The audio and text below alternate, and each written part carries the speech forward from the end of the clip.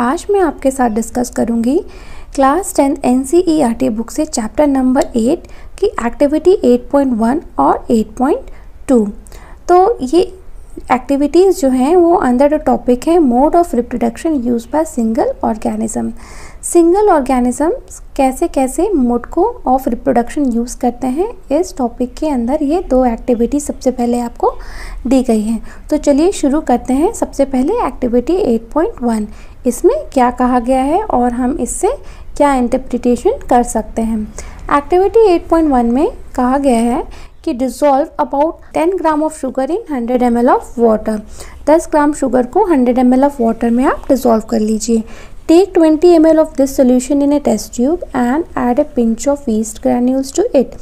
इस सोल्यूशन का 20 ml मतलब ये 10 ग्राम आपने 100 ml में डिज़ोल्व किया, यानी 10% शुगर सोल्यूशन आपने बनाया और इस 10% शुगर सोल्यूशन का आपने 20 ml जो है एक टेस्ट ट्यूब में ले लिया। उस टेस्ट ट्यूब में एक चुटकी, एक पिंच आपने ईस्ट के ग्रैन्यूल्स डाले। मार्केट में आपको ईस्ट ग्रैन्यूल्स मिल जाएंगे। So put a cotton plug on the mouth of the test tube and keep it in a warm place. थोड़ी वार्म मतलब थोड़ी गर्म में, यानी 25 डिग्री से 30 डिग्री के बीच में, ठीक है। तो आपने उसको रख दिया। After 1 to 2 hours put a small drop of yeast culture from the test tube on a slide and cover it with a cover slip. एक स्लाइड लीजिए और उस स्लाइड के ऊपर 1 से 2 ड्रॉप जो है आप जो है एक स्मॉल ड्रॉप इसी ईस्ट सोल्यूशन का 1 से 2 घंटे के बाद आप जब टेस्ट ट्यूब से ले करके स्लाइड के ऊपर रखेंगे और उसको एक कवर स्लिप से कवर कर दीजिए। और इस स्लाइड को आप जो है एक माइक्रोस्कोप के नीचे देखिए। आपको देखने को मिलेगा क्या, ये इसमें बोला गया है कि एक्टिविटी 8.1 में। तो आप ये देखेंगे कि हमने ईस्ट की एक चुटकी जो है ईस्ट डाला था, लेकिन अब हम जब 20 ml सॉल्यूशन से एक ड्रॉप लेके देख रहे हैं तो हमें बहुत सारी ईस्ट सेल्स दिख रही हैं। तो ये इतनी सारी ईस्ट सेल कहाँ से आई, कैसे इतनी सारी ईस्ट सेल्स बन गई? इसका मतलब है कि ईस्ट सेल को हमने अगर शुगर सॉल्यूशन में रखा तो वो वहाँ पे जा कर के डिवाइड की, वहाँ पे जाके रिप्रोड्यूस की। यानी ईस्ट को डिवाइड करने के लिए क्या चाहिए? शुगर, यानी उसको एनर्जी, शुगर से उसने एनर्जी ली और वो उसने अपने डिवीजन के लिए यूज़ किया, एक सेल से 2 सेल बनाया। तो ये एक मोड ऑफ रिप्रोडक्शन हुआ है। इस मोड ऑफ रिप्रोडक्शन को क्या कहते हैं? बडिंग। जो ईस्ट सेल्स होती हैं वो बडिंग के थ्रू एसेक्सुअली रिप्रोड्यूस करती हैं। तभी हमें जो चुटकी भर ईस्ट थी वो बहुत सारी ईस्ट में कन्वर्ट हो गई और हमने उसको माइक्रोस्कोप के नीचे देखा तो हमें बहुत सारी ईस्ट सेल्स देखने को मिली। तो इससे हमने ये समझा कि ईस्ट सेल जो है एसेक्सुअली और एनारोबिकली, क्योंकि हमने कॉटन प्लग से उसका माउथ टेस्ट ट्यूब का कवर कर दिया था, यानी इसमें ऑक्सीजन की कोई भी ज़रूरत नहीं थी। और ईस्ट सेल जो है एनारोबिकली जो है वो डिवाइड किया और डिवीजन के थ्रू उसने प्रोड्यूस किया एथेनॉल और कार्बन डाइऑक्साइड।